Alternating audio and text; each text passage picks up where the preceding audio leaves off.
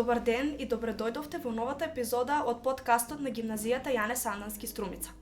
Јас сум Николета Апостолова и денес ќе зборуваме за едно од најважните и најинтересните поглавја во животот на младите – искуството во гимназијата.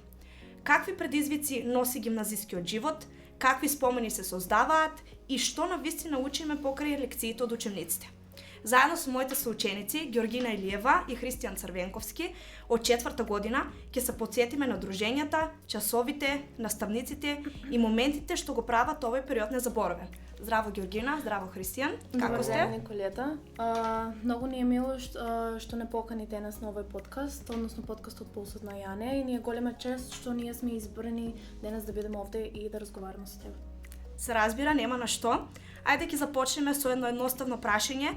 Како започнува еден твој типичен училишен ден? Еден мој типичен училишен ден започнува рано наутро. Односно се будам и се спремам за училиште со тоа што предвижувам кон плакарот и отварам апликацијата за времето и погледнувам какво ќе биде времето тој ден за да можам да го изберам соодветниот аутфит. Се спремам и придвижувам кон училиштето и се трудам да не каснам. Ако се случи тоа, размислувам кој би бил изговорот што би го рекла на мојот професор, зошто каснам. Кога ќе пристигнам во училиштето, се поздравувам со моите соученици и евентуално и со професорот ако каснам. Ние сега немаме веќе попладневна смена, односно ние како што ја нарекуваме втора смена, но кога имавме, дали повеќе сакаш утринска или попладневна смена и зошто? Јас сум тип на човек кој што сака наутро повеќе да поспие, но сепак сметам дека предпладневната смена нуди повеќе можности да го искористиме времето подоцна за некои воннаставни активности или за слободно време, дружење со другарите, кафе шема, слично. Така. Да, можем и јас да се согласам со Христијан и покрај тоа што и попладневната и предпладневната смена си имаат своји предности. Да. За нас сметам дека е доста подобра утринската смена, бидејќи подоцна цел ден ни е слободен за наши обврски. И јас се согласувам со вас. Знаеме, ние сме нели математичко подрачје и имаме доста голем број тестови. Како се чувствуваш кога имаш многу тестови во една недела? Јас лично се осеќам доста под притисок и стресно, бидејќи мојот личен карактер е таков, но на крајот сваќам дека всушност тој стрес и тој притисок е непотребен, бидејќи колку и да сме ја научиле материјата, е факт дека секој од нас се соочува со таа трема пред тест, да. Но тоа е нешто што е нормално за секој ученик и покрај тоа сваќаме дека кога ги помине тестот не е ништо страшно и дека тоа е нормално нешто што се случува во животот на секој ученик. Да. И се смееме на тоа. Да, сега се смееме на тоа, да. Да се надоврзам со претходното прашање, дали имаш некој ритуал пред тест или пред некој устно одговарање, нешто интересно што го правиш? Јас сум некој што сака да учи и може да учи само во доцните часови и имам потреба кога се возам на кај училиштето, кога одам на кај училиштето, да морам да го прелистам материјалот уште еднаш за да се осигурам самиот себе дека ја знам материјата и исто така се молам некој прашање кој што не сум го научил многу добро да не ми се падне, да. Ние како клас имаме заеднички ритуал кој што секогаш пред тестовите го практикуваме, односно да кажеме до 3-та година, најчесто пред тестовите по хемија, нашата соученичка Маги не збираше во круг и ја кажуваше молитвата, со што се молевме за добар успех, за добра оценка и да не ни се падне прашањето кое што од претходната вечер сме биле сигурни дека нема да се падне на тестот. Јас мислам дека го знам одговорот на ова прашање, но морам да ве прашам дали имате омилен училишен настан, да кажеме екскурзија, приредба, спортски ден и така натаму.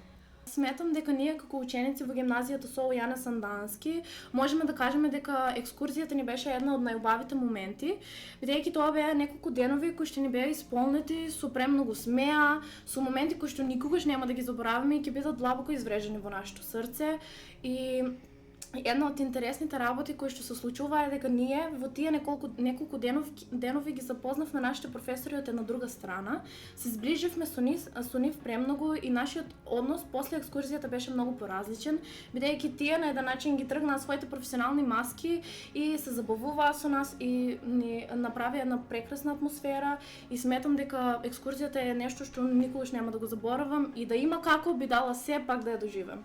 Да, исто и јас се слажам. И јас се согласувам, иначе тоа е таа екскурзија во 3-та година, која што сите ја очекуваме и ние најчесто сме многу возбудени за самите локации, но најмногу за сите спомени кои што ќе ги направиме од таа екскурзија и сите пријателства и сите многу поблиски односи што ги имаме и со децата и со професорите. Ајде сега на едно малку поразлично прашање. Како реагирате вие кога професорот ќе ви даде некоја критика? Па, критиката секогаш ме повредува, но не ми прави да чувствувам во себе некоја лутина, некој гнев, не ме прави да застанам, да размислам за тоа што сум го направил грешка и ме мотивира во исто време да ја подобрам таа грешка, да не ја повторам пак. Тоа сметам дека најмногу зависи од карактерот на ученикот. Да. Јас лично се додека е добронамерна критика, без разлика на тоа дали е негативна или позитивна, ја сваќам позитивно, односно иако сум доста осетлива личност, јас од негативна критика знам и да се расплакам, но на крајот разбирам дека таа критика е дадена за подобрувањето и изградувањето на мојот карактер и на мојата личност.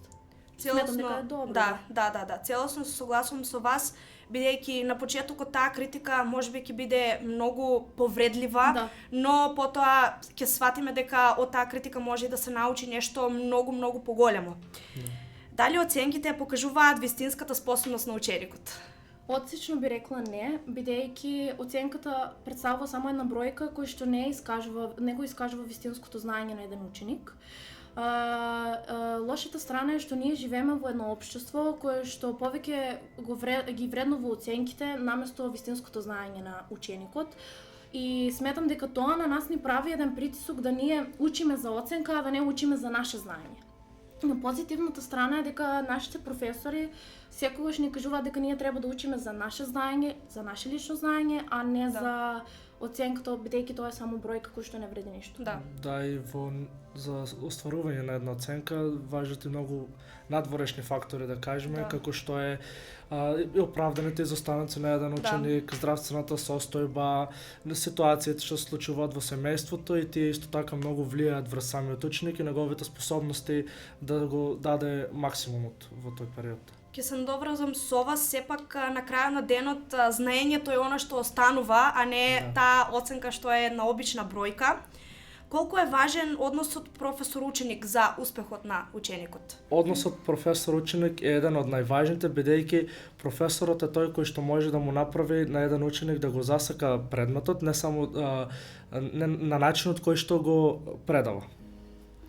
Дали би сакале вие повеќе проекти наместо класични тестови, иако мислам дека го знам одговорот на ова прашање? И класичните тестови и проектите си имаат своји предности. Можам да кажам дека и со тоа сите би се согласиле, но сепак сметам дека класичните тестови се доста важен дел од едно образование, бидејќи на крајот од денот со класичните тестови ние сами дознаваме колку сме совладале нашата материја, односно материјата која што ја учиме.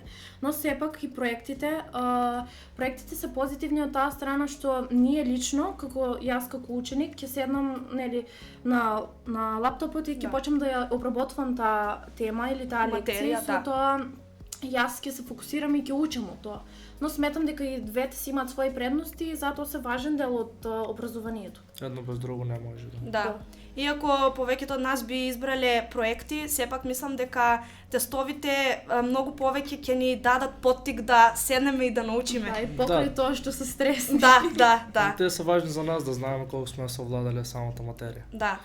Што мислите вие пак за домашните задачи? Дали тие се корисни или пак се преоптоварувачки? Домашните задачи се многу корисни, од начинот тоа што тие ни помагаат да знаеме колку сме го совладале материјалот кој што сме го земале тој ден на часот, колку треба да седнеме дома, колку време да одвоиме за да го доучиме, но сепак сметам дека тие не треба да се предолги или претешки, за да имаме едноставно волја да ги работиме. Да, Да, и јас се согласувам целосно со Христијан, се додека не се преоптеретувачки, односно не се премногу, се окей, бидејќи се важен дел од нашето образование.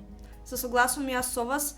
Цело време зборуваме за училиштето, но ајде сега малце да спомнеме и за слободното време. Дали вие сметате дека има добра равнотежа помеѓу учење и слободно време? Тоа најмногу зависи од ученикот. Да, може да има доволен баланс, да кажеме, помеѓу учењето и слободното време, но тоа зависи од како самиот ученик ќе го менеџира своето време. Можам да кажам дека да, иако е пожелно ние да сме ученици кои што ќе знаеме добро да го балансираме времето, слободното време и учењето, сепак сме ученици кои што посакуваат и да излегуваат и да одат на кафења и голем дел од времето сме тие кои што ги оставаат нашите обврски, односно училишни обврски во последен момент. Иако можеби ни доаѓа тешко и ни доаѓа тешко во тој момент, но успеваме да го постигнеме тоа. Сакратим од слободното време. Сакратим од слободното време во тие неколку денови, но сметам дека се зависи од нас. И покрај тоа ние не учиме од нашите грешки, кога и да се случи тоа да го оставиме за последен момент. И следниот пат е секогаш така. Да. Секој ученик мислам дека тоа може да го потврди и јас можам да го потврдам. Колку е важна поддршката од семејството за вашиот успех? Многу е важна поддршката од семејството за успехот и на еден ученик, а потоа и на еден човек, затоа што се доаѓа од семејството. Првата заедница ни е семејството и сметам дека тоа е многу важно. Да, тие се наш двигател за успех и наша поддршка во секој тежок момент, без разлика дали е училиште, дали е нешто друго. Сметам дека е едно од најважните нешто кој што треба секој дете да го има. Да, целосно се согласувам. Кој момент од средношколските денови вие ќе го паметите за секогаш, бидејќи сега сме веќе 4-та година, ни се ближи крајот за жал, па ајде да споделиме еден убав момент. Сметам дека еден момент кој што се уште не сме го доживеале, ќе биде матурската. Со големо исчекување ја дочекуваме, ја чекаме да дојде нашата матурска вечер. И тоа ќе биде момент кога ние како цела генерација ќе се збереме на едно место, ќе уживаме во забавата и ќе ги споделуваме можеби и нашите моменти кои што сме ги поминали во изминатите 4 години. И сега како матурант сваќам дека премногу брзо минува сето тоа. И едва и чекам да дојде матурската вечер, но исто време сум и носталгична и не сакам да заврши. Ти ќе кажеш, Христијан? Исто не се слагам, тоа е тоа. И јас се согласувам. Ајде како за еден крај, што би им препорачале вие на идните основци кои што сега ќе започнат со средно училиште? Забавувајте се, уживајте во моментите што следат, учете и сите моменти кои што ќе предстојат пред вас во средното образование, односно треба да ги живеете во целост. Бидејќи кога нашите професори во прва година ни кажуваа дека средното ќе помине додека да трепнеме со нашите очи, ние никогаш не им верувавме, бидејќи мислевме дека тоа се 4 години и сепак е доста долг период. Но сега како матуранти сваќаме дека тој период помина пребрзо и се надевам дека тие моменти кои што ќе ги живеете во средното образование ќе ви бидат едни од најубавите моменти. Никогаш нема да ги заборавите дружбите, излегувањата, односите со професори кои што ќе ги имате, дали лоши, дали добри, секогаш ќе ви останат во вашите срца. Уживајте во секој момент и можам да кажам дека никогаш не сум се покајала за тоа што сум ученик од гимназијата со Јане Сандански, бидејќи како училиште гимназијата ги направи тие 4 години за мене едно прекрасно искуство кое што никогаш нема да го заборавам. Да, и јас се согласувам целосно. Како за крај би сакала да ви се заблагодарам и на тебе Ѓоргина и на тебе Христијан што разговаравте со мене денес за ова наше прекрасно поглавје кое за многу кратко период и ќе заврши, но како што кажавме веќе многу пати и спомените за секогаш ќе останат.